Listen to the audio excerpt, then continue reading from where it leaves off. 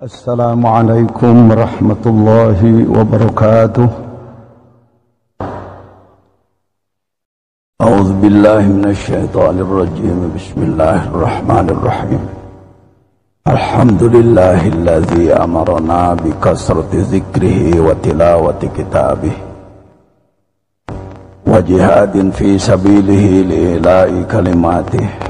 Assalatu wassalamu ala Sayyidina Muhammadin abdihi wa rasulih wa ala alihi wa ashabihi, amma ba'd. Ilahi anta maqsudi wa ridhaka matlubi, atini mahabbataka wa ma'rifatak. Hadratil mukarram wal muhtaram Syekhuna wa mursyidina Guru Agung Pengarsa Abah Al-Mukarram wal Muhtaram Sepuh Pondok Pesantren Suryalaya Kiai Haji Nur Anum Mubarak, Wakil Sesepuh Kiai Haji Zainal Abidin Anwar, kedua-duanya adalah pengemban amanat untuk selalu membimbing para ikhwan akhwat TKN Pondok Pesantren Suryalaya, Al-Mukarramin para wakilut talqin, pangarsa akeh beserta seluruh wakilut talqin, pengurus Yayasan Serba Bakti pusat, wilayah sampai perwakilan maupun pembantu perwakilan, keluarga besar pengarsa Abah, Umi, para putra, putu, menantu, cucu, cicit, semuanya yang dimuliakan Allah. Hadirin wal hadirat, ikhwan wal akhwat, rahimakumullah. Bahagia kita semua hari ini bisa mengikuti kegiatan penting di Pondok Pesantren Suryalaya, manakiban yang inti sudah selesai, tetapi ilmu pun jangan ditinggalkan, karena ilmu pun penting sebagai pemandu pengamalan. Saya mendapatkan kehormatan untuk ikut berkhidmat pada bulan Maulid ini. Insya Allah beberapa materi sudah saya siapkan, barangkali mau mendengarnya, barangkali waktunya cukup. Yang pertama, mari kita berangkat dari Maulid Nabi. Ada beberapa nazom yang mohon izin sudah biasa saya sampaikan sejak masih Hadrati Syekh Guru Agung Pengarsa Abah hadir secara fisik di tempat ini. Saya berkhidmat sejak tahun 90, jadi baru 22 tahun. Allahumma sholli wa sallim wa barik alaih Muhammadun sayyidul kaunaini wassaqalaini wal fariqaini min urbi wa min ajami. La ilaha illallah, la ilaha illallah, Muhammadur Rasulullah. Nabi Muhammad adalah pemimpin kaunain, dua kaun dunia dan akhirat. Wasaqolain, dua sakol, dua beban, jin dan manusia. Wal fariqoin, dua kelompok besar, Arab dan luar Arab, ajam. Min urbi wa min ajam. Bait yang kedua saya yang menyusunnya, walaupun sederhana, insyaallah mudah-mudahan manfaat. Huwa waliyun syahir, huwa alimun kabir, wa nurullahil munir, Sayyidi Syekh Abdul Qadir.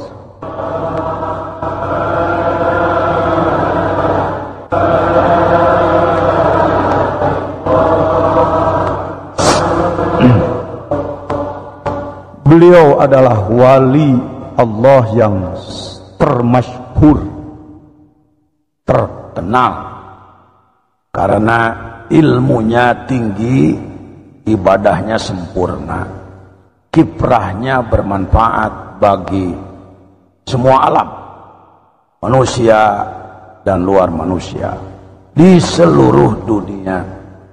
Wa alimun kabir, ya alim yang besar. Al-Quran 30 juzuk beliau pahami di 4 dimensi. Dimensi mulkiyah, kalau seperti buah kelapa kulit hijaunya. Sekarang yang lebih banyak beredar di dunia, ilmu Al-Quran adalah ilmu dimensi mulkiyah. Jadi kalau seperti kelapa, kulit hijaunya yang terus menerus disebarkan, bahkan diperdagangkan. Kalau menyampaikannya pasti dalam hati ada barangkali nanti dapat amplop tebel. Padahal baru dilapis. Lapis 2, lapis malakutiyah adalah apa nyebutnya? Tapasnya. Wahai ulama dunia, sadarlah, ukurlah diri. Sudah sampai di mana pemahaman Quran kita? Apa masih dilapis kulit hijaunya kelapa? Atau sudah masuk ke wilayah tapasnya? Cukup? Belum. Harus masuk ke dimensi 3, wilayah Jabarutiyah. Ayatnya itu juga. Bismillah, Fatihah, suratnya itu juga. Tapi pendalamannya berbeda-beda. Lapis 3 adalah Jabarutiyah. Contoh, tidak usah jauh-jauh. Ihdinas siratal mustaqim, tunjukkanlah kami ke jalan agama yang benar. Siratal ladzina an'amta alaihim, ialah jalannya orang-orang yang engkau beri nikmat, yaitu para nabi, para rasul, para wali, syuhada dan sholihin. Ghairil maghdubi alaihim, bukan jalannya, agamanya orang-orang yang kau benci, yang dibenci oleh engkau ya Allah. Tafsir biasa, puluhan tafsir Quran saya baca. Dari mulai Al-Jalalain yang dianggap tafsir paling kecil itu. Di 1 jilid 30 juz, jadi 2 juz Jalalain, Syekh Jalaluddin As-Suyuti, Syekh Jalaluddin Al-Mahalli. Itu terkecil, dikembangkan menjadi Al-Munir 2 jilid, As-Sawi 4 jilid, Al-Jamal 4 jilid. Tafsir Al-Qurtubi 10 jilid, Tafsir Al-Khazin 10 jilid dan lain-lain.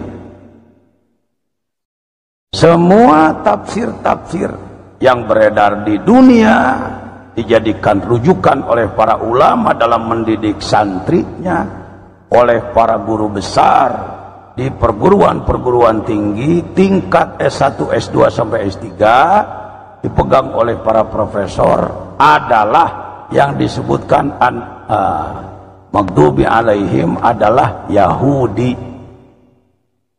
Yahudi. Kalau Anda membuat paper, tulisan ilmiah, skripsi untuk S1, tesis untuk S2, disertasi untuk S3, lalu Anda mengangkat Al-Fatihah, Anda tafsirkan bahwa Al-Maghdubi alaihim adalah Yahudi, insya Allah tidak ada yang menyalahkan, Anda lulus insya Allah.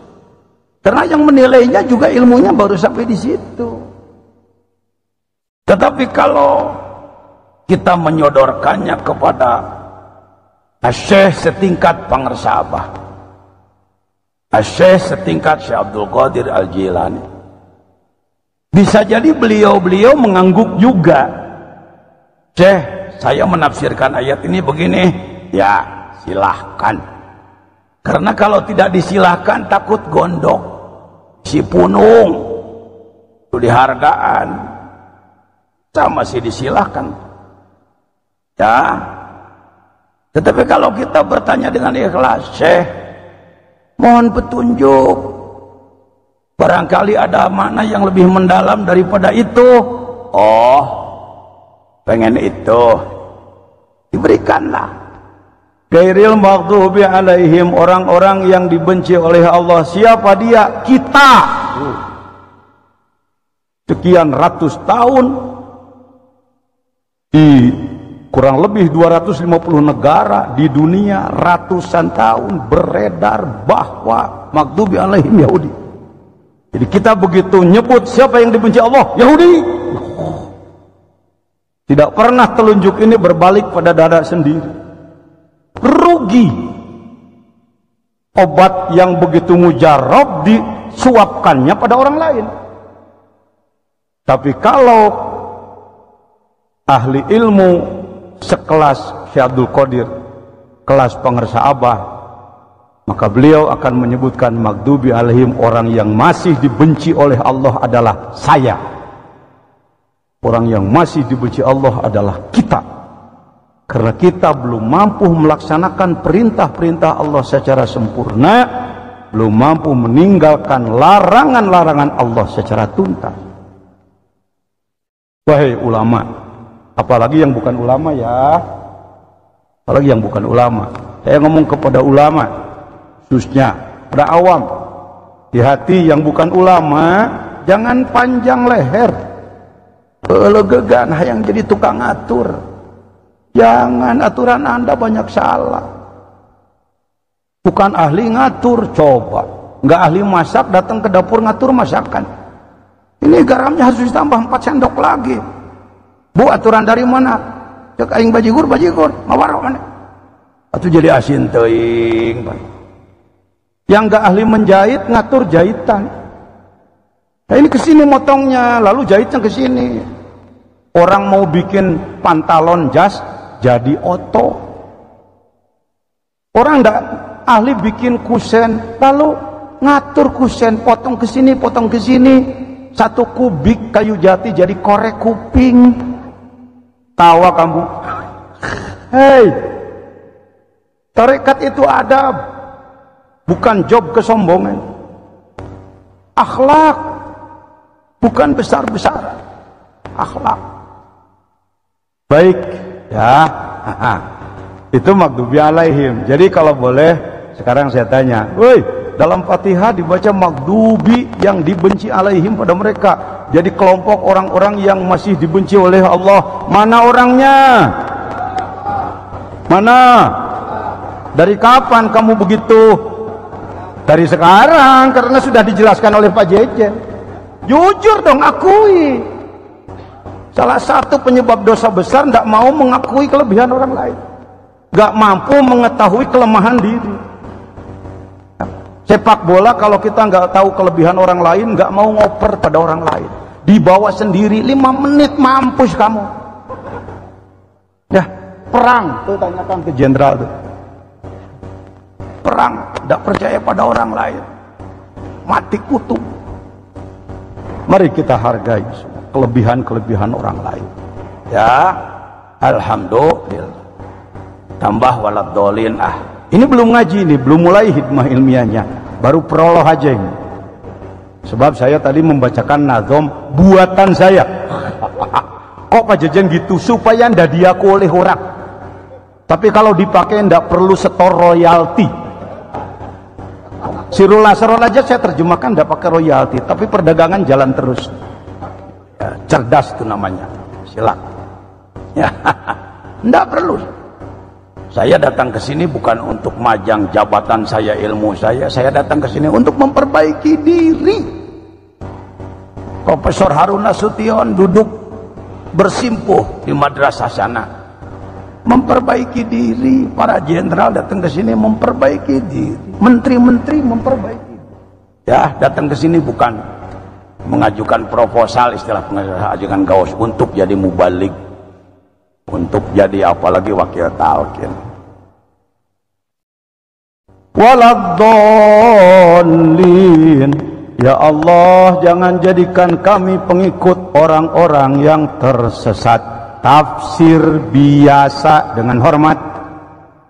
Puluhan tafsir yang dipakai rujukan di dunia,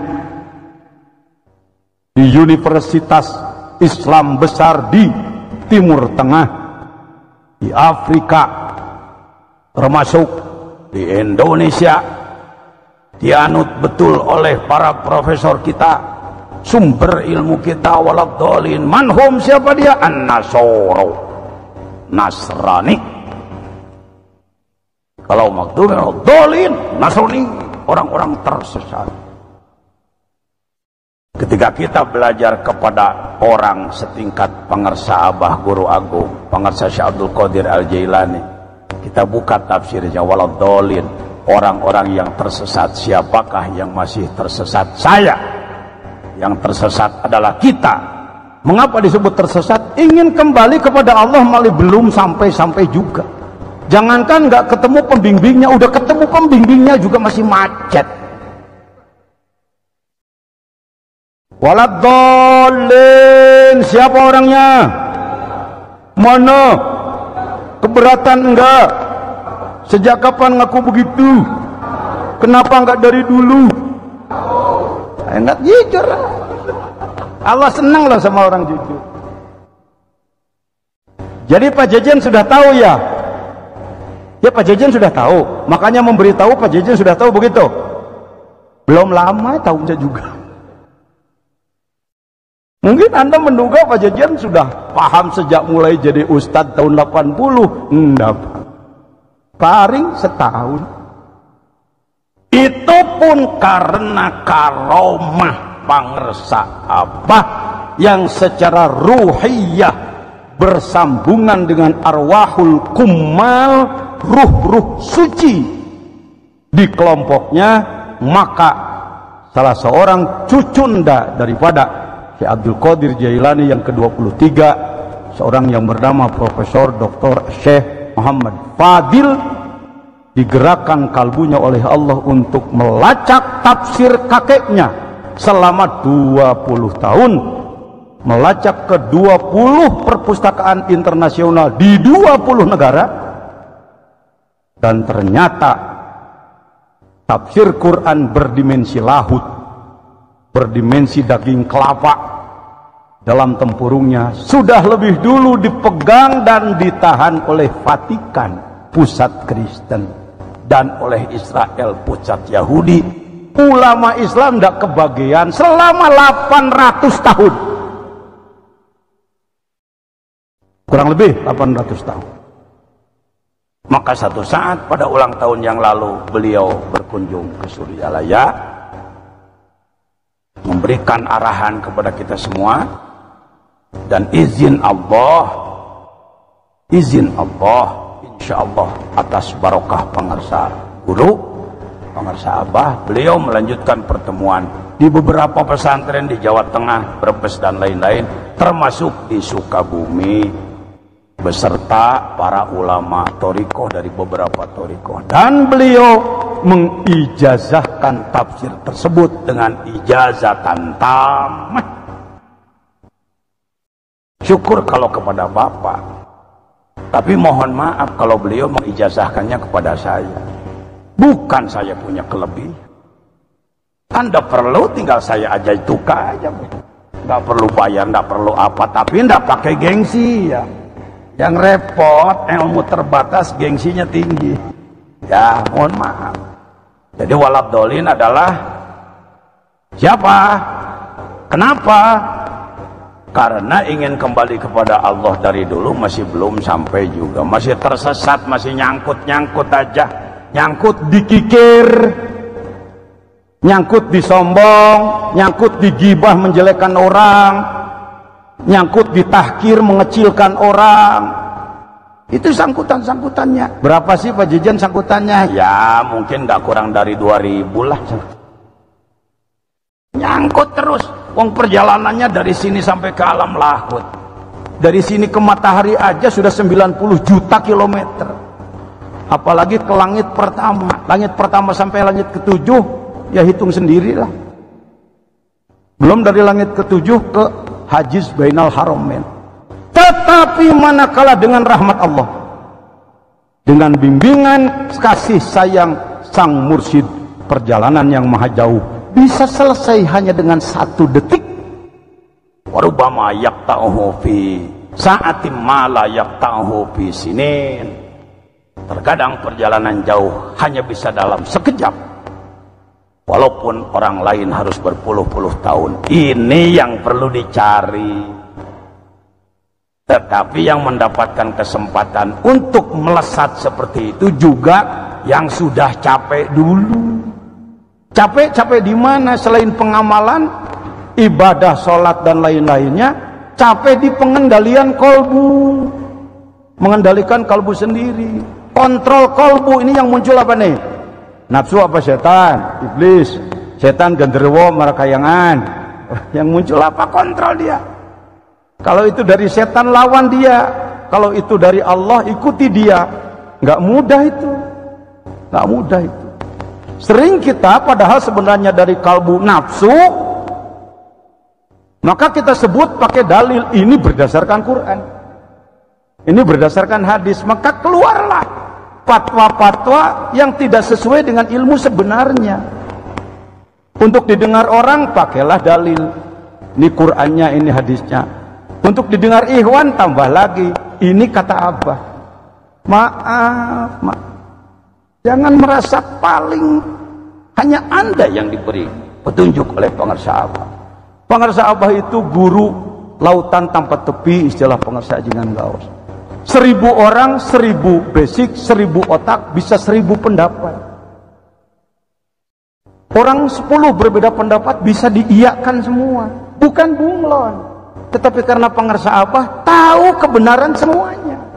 Itulah sifat Rasulullah.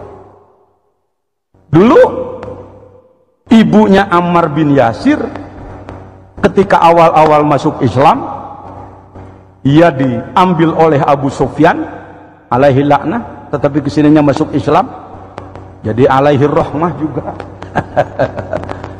Diambil oleh Hindun yang Hammalatal Hatab itu dalam Tabat, diambil oleh Abu Jahal, Abu Lahab, lalu disiksa, ditusuk perutnya dengan tombak sampai mati karena mempertahankan iman. Rasulullah menyebutnya, benarlah Ummu Ammar. Ayahandanya dicekik sampai mati pakai tali di tiang gantungan. Sodaqah, dia benar. Ammar bin Yasir mempertahankan iman ketika akan dibunuh dan disodorkan Hubban, patung yang harus disebut Tuhan, maka Ammar mengatakan Hubal. Dia seperti beralih iman. Oleh Rasulullah dinyatakan, engkau pun benar. Hati-hati menilai perbedaan-perbedaan. Kita bukan pengersaan, tetapi setidaknya kedepankanlah husnudzon terhadap perbedaan-perbedaan. Kalau kita terjebak dengan ilmu yang secuil, tanpa kearifan, kecerdasan pun kurang, kepintaran pun kurang, kita cepat mengeksekusi, memponis terhadap apa yang kita dengar. Kita akan repot, Pak, banyak bentrok dengan teman. Ya, saya menyarankan kepada diri sendiri, mari kita pintar, cerdas, dan arif. Contohnya Rasulullah kepada Ammar bin Yasir. Oleh orang itu dianggap, wah, Ammar murtad. Ammar murtad. Karena Ammar menyebutkan Hubal. Tetapi ternyata oleh Rasulullah enggak. Dia begitu dalam situasi yang sangat terjepit demi menyelamatkan iman. Ya, itu tadi alimun kabir. Inna a'tainakal kausar, sesungguhnya kami yang agung telah memberikan telaga Kausar kepadamu, mohon dibantu saya. Pernah mendengar istilah telaga Kausar? Pernah. Telaga Kausar itu airnya jernih, rasanya semua rasa ada, yang minumnya akan segar. Kapan dia diberikan? Katanya diberikan pada hari kiamat, setelah orang melewati Siratal mustaqim. Shadaqal mufassir, benarlah sang mufassir. Di levelnya, di kelasnya. Tetapi kalau Anda membuka tafsirnya Syekh Abdul Qadir Al-Jilani, tafsirnya Syekh Ahmad Sohibul Wafa Tajul Arifin, walau tidak tertulis tafsir, Allahumma sholli ala Allahumma sholli ala Sayyidina. Walau tidak tertulis, beliau tidak menulis buku umpamanya tafsir Quran Sohibiyah karena disusun oleh Syekh Sohib. Nah, tapi ini diberikan pada murid-muridnya dengan bahasa-bahasa isyarat. Apakah itu Kausar? Makrifat kepada Allah Subhanahu wa Ta'ala. Kita semua sudah diberi alat makrifat, tidak berlebihan. Kalau kita bersyukur, kita sudah mencicipi Kausar itu. Coba lamun temu ka tafsir, lamun ahli ilmu rek di mana nya hono kitu. Ya, tarekat tong adug-adugan dina tarekat teh sakarep nafsu entong sok jadi zindik, sok jadi aliran sesat. Saya tahu karena saya penanggung jawab. Ini baru pulang dari muktamar di Malang. Alhamdulillah, terima kasih. Bukan Pak Jejen pindah torikot. Ya, yang disebutkan Jam'iyah Ahli Torikoh Al-Mu'tabarah An-Nahdiyah bukan nama torikot. Kumpulan orang-orang ahli sunnah wal jamaah yang bertorikot, yang mau bergabung bermusyawarah. Bergabung bermusyawarah. Jadi kita tahu ada 46 di Indonesia yang muktabarah berdasarkan Al-Quran dan As-Sunnah. Dan kita dengar pidatonya Bapak Presiden. 3 kali saya mengikuti muktamar, saya mendengar bagaimana pimpinan negara menyampaikannya. Antara lain perlu saya sampaikan. Yang pertama, beliau menyampaikan selamat bermuktamar. Yang kedua, atas nama negara dan pemerintah. Coba itu. Bukan atas nama pribadi Pak SBY. Atas nama negara dan pemerintah menyampaikan terima kasih dan penghargaan yang sebesar-besarnya kepada jamaah ahli thoriq yang telah berkontribusi memberikan jasa besar kepada negara ini sejak sebelum kemerdekaan. Sebenarnya kalau ditambahkan sejak mulai Islam masuk ke Indonesia. Saya tambahkan itu. Bukan saya merubah pidatonya Presiden, karena saya juga termasuk perumus, maka saya boleh menambahkan itu untuk memahaminya. Karena masuknya Islam ke Nusantara, maaf, bukan oleh kelompok yang teriak. Ujung lidah saja hampir menyebut kelompok anu, tapi itu gibah, menjelekkan orang, nggak boleh. Saya tahan. Kelompok cuma teriak. Harusnya para dai Islam ini mengislamkan kafir, yang repot mengkafirkan Islam. Orang lain kafir semua, padahal mereka sudah Islam. Tidak begitu. Yang namanya Cheng Ho, Jenderal Cheng Ho, didampingi oleh Syekh Kuro sebelum Wali Songo, tidak akan jadi waliullah tanpa pengamalan thoriqat. Apalagi Wali Songo dan wali-wali yang lain. Nah, itu. Yang kedua, ucapan terima kasih dari Bapak Presiden. Yang ketiga adalah apa? Menyatakan bahwa dakwah dengan metode thoriqah adalah dakwah yang paling tepat. Karena substansial, sejuk, mendidik tanpa kekerasan. Karena semua thoriqat mendidik tidak boleh menyalahkan orang lain, apalagi menyerang orang lain. Kalau masih ada mubalik thoriqat manapun atau ikhwan thoriqat manapun masih suka membentur-bentur orang lain, mohon maaf, itu pribadinya sendiri, bukan ajaran thoriqatnya. Ini harus digarisbawahi. Jangan sampai kita yang ngomong banyak setan dan nafsunya lalu disebut ini aturan thoriqat. Anda penipu sebetulnya. Kasihan orang awam, Pak. Jangan. Jujurlah. Yang saya tahu ini hal lain saya tidak tahu, gitu aja. Ya, hal lain saya tidak tahu. Yang ketiga, yang keempat. Nah, ini yang keempat. Harapan atas nama bangsa dan negara, atas nama pemerintah dan negara, beliau menyampaikan kiprah dari para ahli thariqat sangat diharapkan agar para ahli thariqat berada di gugus depan untuk menyelamatkan bangsa dan negara ini. Wahai para gubernur se-Indonesia, wahai para bupati wali kota, para camat dan para kepala desa dan kelurahan, mohon didengar, ikutilah jejak pemimpinmu terhadap Ikhwan TKN Suryalaya. Sebaiknya aparat pemerintah, pimpinan daerah berterima kasihlah, karena guru agung kita mendidik murid-muridnya. Tidak pernah ada kegiatan manakiban yang tidak mendoakan pemerintah. Betul?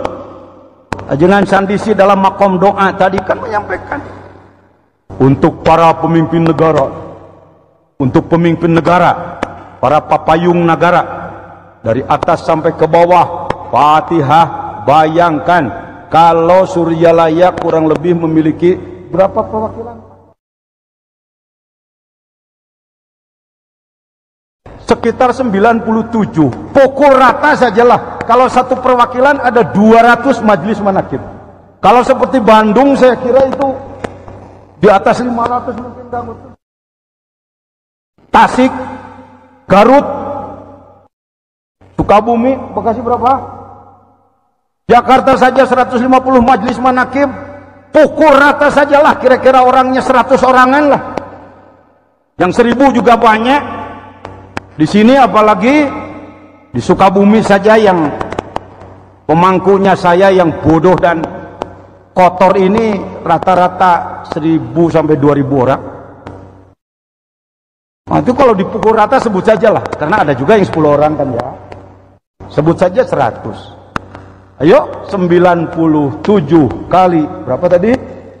100 kali 100 lagi, hitung sendiri lah. Surat Al-Fatihah 125 huruf. Satu huruf diberi pahala 10 pahala. Kalikan lagi, ayo komputermu pakai, kalkulatormu pakai. Maka sumbangan Ikhwan TKN Suryalaya kepada pemerintah sekian. Maka layak kalau kita ini tidak dididik oleh orang ikhlas, bisa-bisa menjelang Idul Fitri bikin proposal untuk nagih pada pemerintah. Sekurang-kurangnya THR, dagingnya mana, ketupatnya mana, kainnya mana, kokoknya mana, kerudungnya mana. Pernahkah ada murid-murid Suryalaya yang melakukan hal seperti itu? Rasanya tidak pernah. Karena itu, ikutilah jejak presiden kita, jejak pemimpinmu. Saya kira nggak berlebihan kalau silakan Bapak nanti mengkopi, ya, mengkopi CD itu ada di saya. Silakan disampaikan kepada para pimpinan pemerintahan. Jangan sebaliknya orang bertorikot malah dipelototi, dicurigai, diwaspadai, kok dianggap aliran sesat.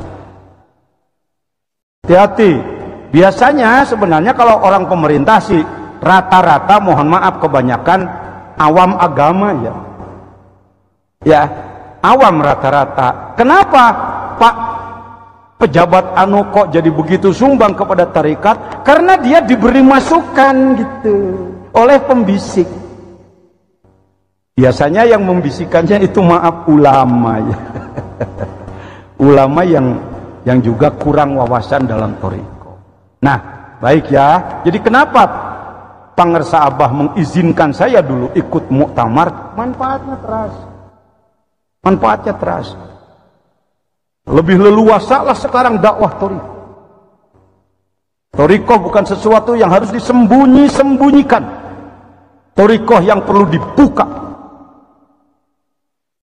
Kenapa kitabnya dibuat kalau tidak untuk dibaca? Jujur aja sebenarnya nggak mampu membaca gitu. Itu bisa, tak bisa, Pak. asongkeun anu bisa. Ulah sebenarnya urang mah teu perlu kitab, ada teu bisa. Boro-boro aya ge teu bisa. Tungtungna kitab dijieun jimat. Tunana salah lagi. Baik hadirin, waduh itu rek iraha dar ngajina itu heukieu we lah. Hadirin rahimakumullah, sekarang bait khusus untuk Guru Agung Pangersabah. Di masa beliau masih jumeneng, saya tidak berani mengangkat ini walaupun sudah saya siapkan. Maka saya sampaikan dengan nadom yang agak sumir dulu. Masih ada di pengertian list tulisanana? Nahmaduka ya Manan, nashkuruka ya Hanan, alqaitana ya Rahman, bimursyidi hadzal zaman. Artinya, kami memuji kepadamu ya Allah yang pengasih, kami bersyukur kepadamu Allah yang penyayang. Engkau mempertemukan kami dengan mursyid di zaman ini sekarang. Dengan memohon izin ruh beliau, saya tambahkan baitnya. Allahu Akbar. Allahu Akbar. Nahmadu hamdas syakirin, syukran li rabbil alamin, alqana bisyaihi sahibil wafa, tajul arifin, la ilaha illallah,